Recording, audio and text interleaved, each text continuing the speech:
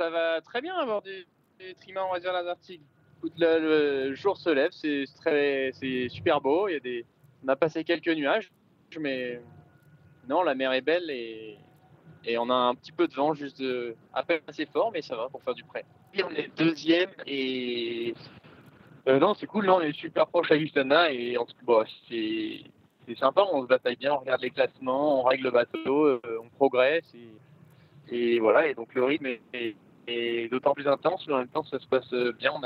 On est en forme, on a quand même dormi ce qu'il faut chacun régulièrement. Et puis, bon, en populaire, ben, on surveille. Hein, tout ce qu'on peut récupérer, on s'accroche.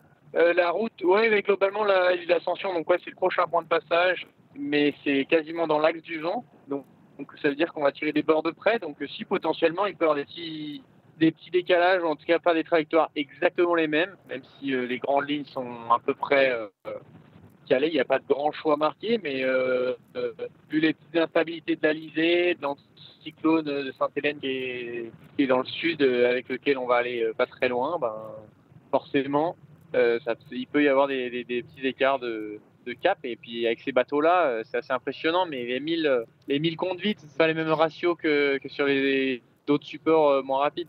On n'a pas trop regardé la météo, j'ai pas trop d'idée de la météo. Il me semble qu'au niveau parcours, ils passent tous par les Açores. Bon, alors c'était une super course et j'ai des bons copains dans chaque classe et donc qui en profitent au mieux. Et c'est sûr que s'ils vont aux Açores, ça va être un peu différent d'Alizé d'une Jacques Vabre plus classique, mais ça va être une belle course et qui s'éclate.